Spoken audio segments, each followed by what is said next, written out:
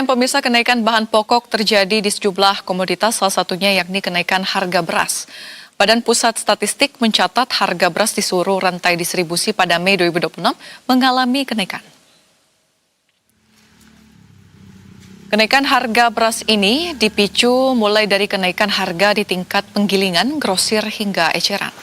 Kenaikan tertinggi terjadi pada beras premium di tingkat penggilingan yang melonjak sebesar 12,81% secara tahunan. Hal ini pun terlihat di pasar induk beras Cipinang, Jakarta Timur.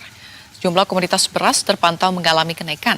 Rata-rata beras per 50 kg dijual mulai dari Rp683.000 hingga Rp725.000. Situasi pasar pun terlihat lengang. Hanya ada sedikit aktivitas jual beli maupun pengangkutan beras ke beberapa truk.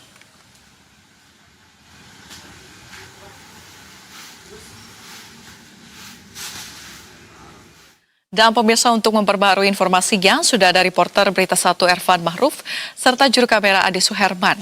Selamat siang, Ervan. Ervan, berapa harga beras yang diperjualbelikan pada hari ini di lokasi Anda melaporkan saat ini? Ya, Vin. Oke, diketahui saat ini kami berada di Pasar Induk Beras Cipinang, Jakarta Timur.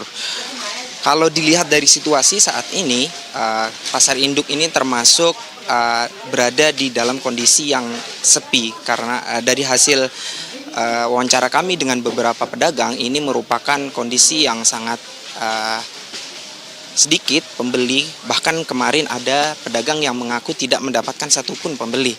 Kemudian kalau dilihat dari harga eceran medium, harga beras medium itu berada di angka 13.500 hingga 14.200 per kilogram. Kemudian untuk harga beras premium berada di angka 14.500 hingga 15.200. Sejumlah pembeli mengaku tingginya harga beras ini karena stok dari masyarakat atau petani atau penggilingan itu mengalami penurunan.